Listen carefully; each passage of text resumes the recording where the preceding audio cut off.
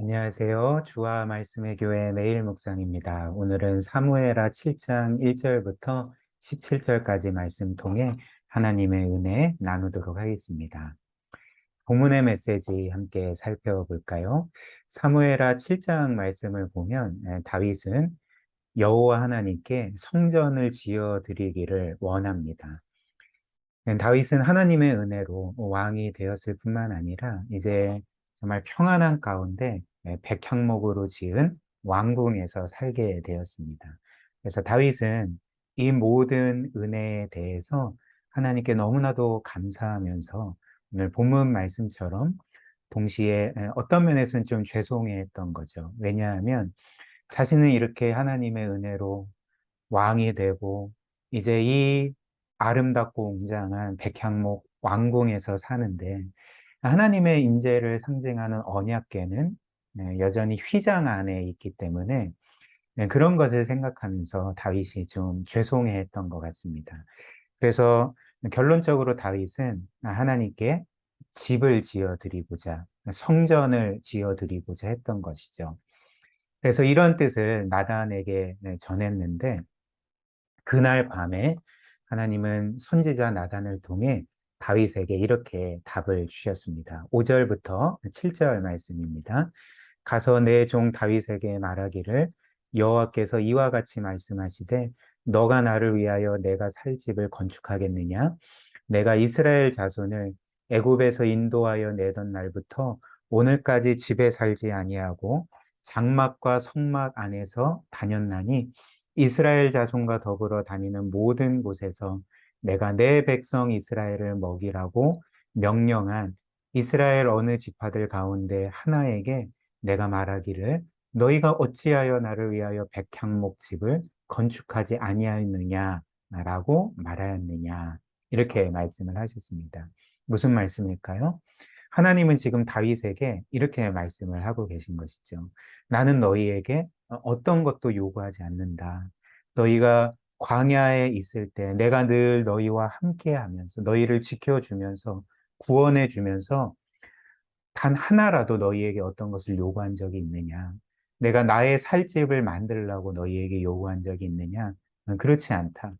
내가 너희를 사랑하고 구원한 것은 너희에게 어떤 것을 요구하기 위함이 아니었다. 이렇게 말씀을 주셨던 거죠. 그리고 이어서 하나님은 오히려 지금까지 그분이 다윗과 또 그분의 이후의 후손과 이스라엘 백성에게 어떤 은혜를 베풀어 주셨고 또 앞으로 미래에 어떤 은혜를 베풀어 주실지를 이제 말씀하고 계십니다. 그래서 8절 이하의 말씀을 쭉 보면 하나님은 이런 은혜를 주셨고 또 주실 거다 말씀하고 계시는 거죠.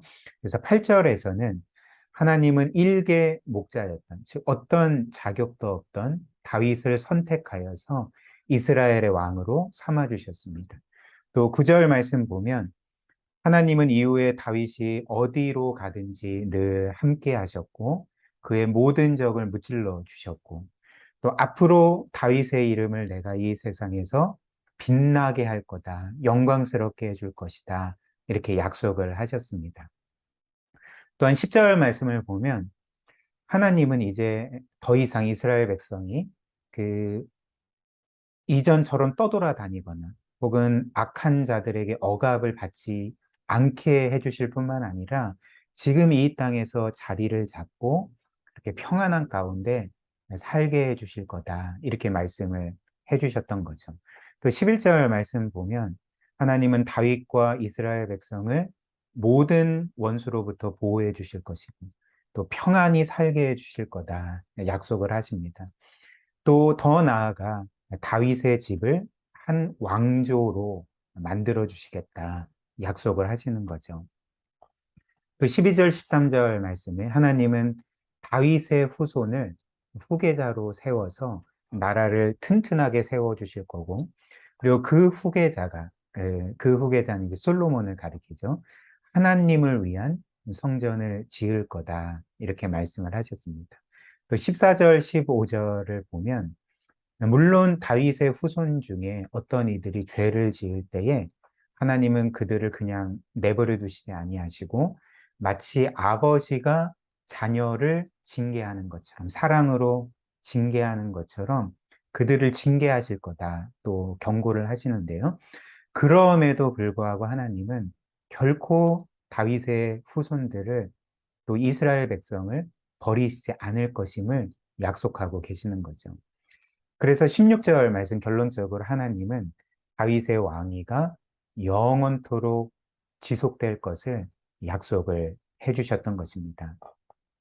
물론 우리가 알다시피 결국 이후에 이스라엘 백성은 두 개로 나라가 갈라지게 되죠. 북이스라엘과 남유다로 갈라지게 되고 북이스라엘은 아시리아에 의해서 멸망되게 되고 또 남유다, 다윗의 후손이 왕으로서 통치했던 남유다는 바벨론에 의해서 멸망되게 됩니다. 그렇다면 하나님은 다윗의 왕위가 영원할 거라 약속하셨는데 네, 이런 것을 우리가 어떻게 해석해야 되는 것인가라는 거죠. 이 약속은 분명히 성취가 되었습니다. 어떻게 성취가 되었을까요? 결국 하나님은 다윗의 후손이신 예수 그리스도를 이 세상에 보내셔서 우리 모든 사람들을 구원하시고 이제 궁극적으로 그분을 이 우주 만물의 왕으로 세워 주셨던 거죠. 그래서 결국 다윗에게 주셨던 이 약속은 궁극적으로 다윗의 후손으로 이 세상에 오셔서 우리를 구원하신 예수 그리스도 안에서 성취되게 되었던 것입니다. 그래서 어찌됐든 이 모든 말씀을 요약하면 하나님은 지금 다윗에게 이렇게 말씀하고 계시는 거죠. 너는 나를 위해 집을 지어줌으로써 나의 필요를 채우려고 하느냐? 너가 나를 위해 집을 지어주려고 하는 것은 마치 개미가 사람을 위해서 개미집을 지어주려고 하는 것과 같다. 즉, 너는 나의 필요를 채울 수 있다라고 생각을 하지만 결코 그런 일은 일어나지 않는다. 너가 나의 필요를 채우는 것이 아니라 오히려 내가 너와 너의 백성의 모든 필요를 채우는 만군의 하나님 여호와다. 내가 너희를 필요로 하는 것이 아니라 너희가 나를 절대적으로 필요로 하는 것이다. 이런 말씀을 주셨던 것입니다. 그리고 하나님의 이 말씀은 성경이 우리에게 알려주는 하나님과 우리의 관계의 본질을 보여주는 거죠. 그것이 무엇일까요? 하나님은 우리의 구원을 포함한 모든 것을 우리에게 값없이 베풀어 주시고 우리의 모든 필요한 것들, 우리에게 가장 선하고 좋은 모든 것들을 공급해 주시는 전충족하신 하나님이시라는 것입니다. 하나님께서 이 모든 것을 우리에게 주시는 이유가 무엇입니까? 하나님은 우리에게 무엇인가를 얻어내시기 위해서 우리를 구원해 주시고 이런 것들을 공급해 주시는 것이 아닙니다. 오히려 반대인 거죠.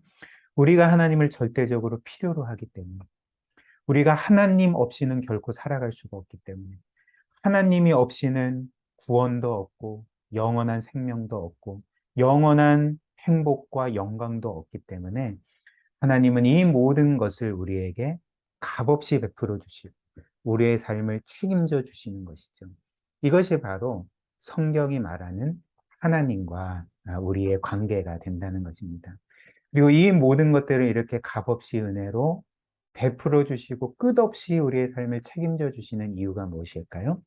바로 우리는 자격 공로 없지만 그 모든 호의를 받을 만한 것이 아무것도 없지만 하나님이 우리를 지극히 사랑하셨기 때문에 그 사랑이라는 이유 하나 때문에 하나님은 이렇게 우리의 삶을 책임지시고 모든 선하고 좋은 것을 풍성하게 베풀어 주신다는 것입니다.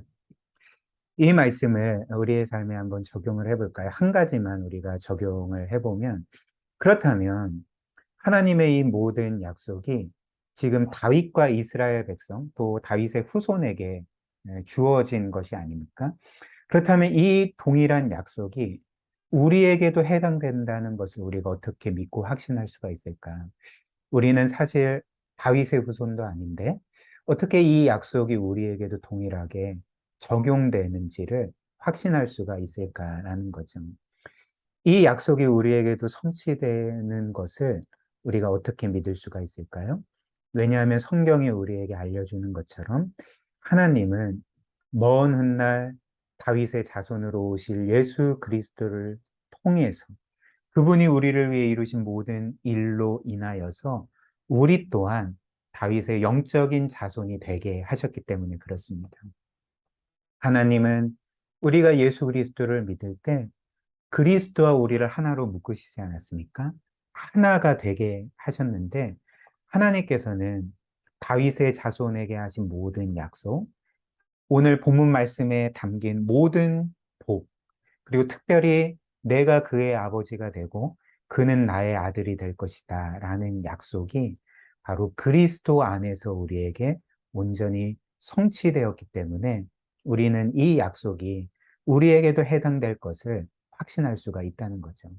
즉 궁극적인 다윗의 자손인 예수 그리스도와 우리와 하나가 되셨기 때문에 그래서 그리스도께서 받으실 모든 영광이 우리의 것이 되었기 때문에 우리는 이 약속 또한 우리에게 주어지고 성취되었음을 믿을 수가 있다는 것입니다. 그리고 이를 믿을 때 우리는 우리의 삶을 이토록 정말 빈틈없이 영원히 책임지실 우리 하나님 아버지의 손에 우리의 모든 삶을, 우리의 모든 것을 맡겨드릴 수 있고, 그래서 이 세상을 믿음의 평안함과 확신 가운데 살아갈 수가 있을 것입니다. 우리 말씀 기억하며 함께 기도할까요? 오늘 말씀처럼 우리가 우리의 삶을 책임지는 것이 아닙니다. 우리는 우리의 삶을 우리가 책임지고 또 우리의 어떤 노력 여하에 따라서 우리의 삶이 성공하기도 하고 실패하기도 하는 것처럼 생각하지만 사실 우리의 삶은 궁극적으로 우리의 손이 아닌 하나님의 손에 있는 거죠. 하나님이 책임지십니다. 따라서 이것을 기억하며 이 땅을 믿음으로 살아가도록 그런 은혜 달라고 함께 기도하고요.